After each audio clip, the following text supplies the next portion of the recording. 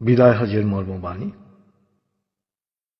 শুক্রবার ৯ জিলহজ ১০ হিজরি সনে হজের সময় আরাফা ময়দানে দুপুরের পর হযরত মুহাম্মদ সাল্লাল্লাহু আলাইহি সাল্লাম লক্ষাধিক সাহাবার সমাবেশে এই ঐতিহাসিক ভাষণ দেন। হামদ ও সালার পর তিনি বলেন, হে মানুষ, তোমরা আমার কথা শোনো। এরপর এই স্থানে তোমাদের সাথে আর একত্রিত হতে পারবো কিনা জানি না। হে মানুষ, আল্লাহ বলেন, হে মানব জাতি, তোমাদেরকে আমি এক পুরুষ ও এক নারী থেকে সৃষ্টি করেছি এবং তোমাদেরকে সমাজ ও গোত্রে ভাগ করে দিয়েছি যেন তোমরা পরস্পরের পরিচয় জানতে পারো। অতএব শুনে রাখো, মানুষে মানুষে কোনো ভেদাভেদ নেই।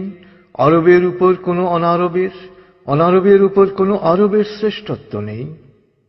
তেমনি সাদার উপর কালোর বা কালোর উপর সাদার কোনো শ্রেষ্ঠত্ব নেই। তোমাদের মধ্যে সেই ব্যক্তি আল্লাহর কাছে সবচেয়ে বেশি সম্মান ও মর্যাদার অধিকারী যে আল্লাহকে ভালোবাসে। হে মানুষ, শুনে রাখো, অন্ধকার যুগের সকল বিষয় ও প্রথা আজ থেকে বিলুপ্ত হল। জাহেলি যুগের রক্তের দাবিও রহিত করা হল। হে মানুষ, শুনে রাখো, অপরাধের দায়িত্ব কেবল অপরাধীর উপরই বর্তায়। পিতা তার পুত্রের জন্যে আর পুত্র তার পিতার অপরাধের জন্যে দায়ী নয়। হে মানুষ, তোমাদের রক্ত, তোমাদের সম্মান, তোমাদের সম্পদ পরস্পরের জন্যে চিরস্থায়ীভাবে হারাম অর্থাৎ পবিত্র ও নিরাপদ করা হল। যেমন আজকের এই দিন, আজকের এই মাস, এই শহর সকলের জন্যে পবিত্র ও নিরাপদ। হে মানুষ, তোমরা ঈর্ষা ও হিংসা বিদ্বেষ থেকে দূরে থাকবে। ঈর্ষা ও হিংসা মানুষের সকল সদ্গুণকে ধ্বংস করে। হে মানুষ, নারীদের সম্পর্কে আমি তোমাদের সতর্ক করে দিচ্ছি। তাদের সাথে নিষ্ঠুর আচরণ করো না। তাদের উপর যেমন তোমাদের অধিকার রয়েছে, তেমনি তোমাদের উপর তাদেরও অধিকার রয়েছে। সুতরাং তাদের কল্যাণের দিকে সবসময় খেয়াল রেখো। হে মানুষ, অধীনস্থদের সম্পর্কে সতর্ক হও। তোমরা নিজেরা যা খাবে তাদেরও তা খাওয়াবে, নিজেরা যা পরবে তাদেরও তা পরাবে। শ্রমিকের শরীরের ঘাম শুকানোর আগেই তার মজুরি পরিশোধ করবে।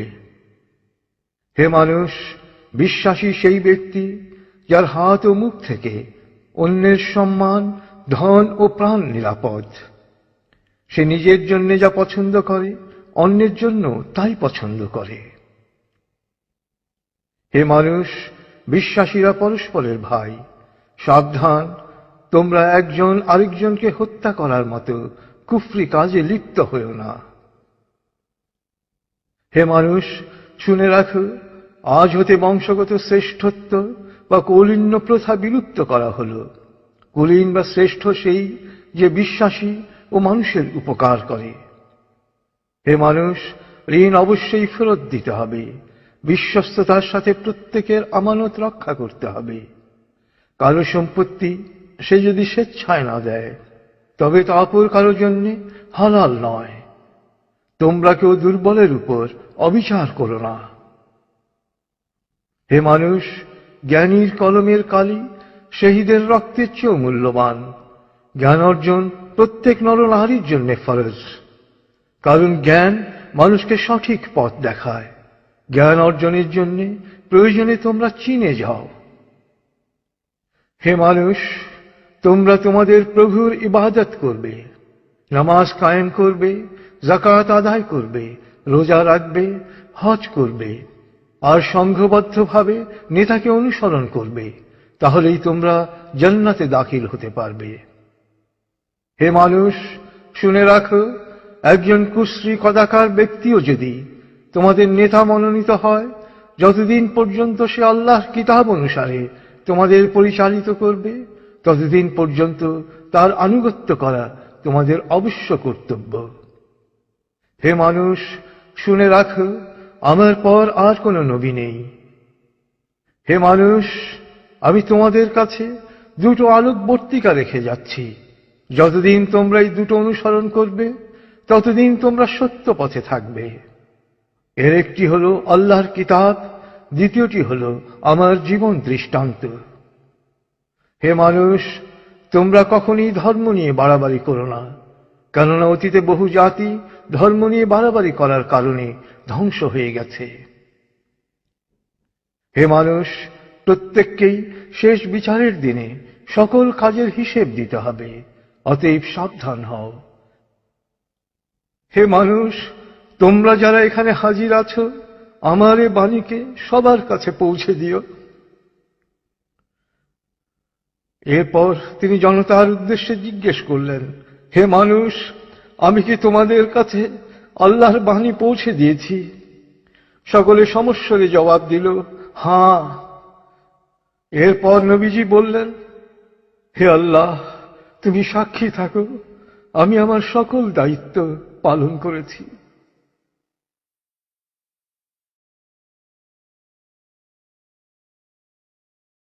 রাসূলুল্লাহ সাল্লাল্লাহু আলাইহি সাল্লামের উম্মত হিসেবে আমাদেরও দায়িত্ব তার এই শেষ বাণী সবার কাছে পৌঁছে দেয়া। আল্লাহ আমাদের সবাইকে এ দায়িত্ব পালন করার তৌফিক দান করুন। আমিন।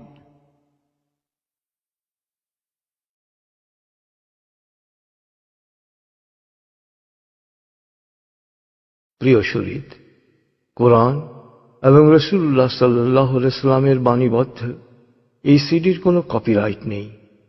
সিডিটি কিনে বা কপি করে যত খুশি বিতরণ করতে পারেন, শেয়ার করতে পারেন ইন্টারনেটে, ইমেইলে অ্যাটাচ করে পাঠাতে পারেন বন্ধু বান্ধব ও পরিচিতদের কাছে।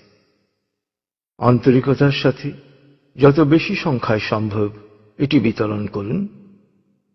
নবীজির অনুসারী হিসেবে আপনিও তখন বলতে পারবেন, হে আল্লাহ, আমিও আমার দায়িত্ব পালন করেছি। যে কোনো তথ্যের জন্য ভিজিট করুন www.quantummethod.org.bd। ফোন 880293414441।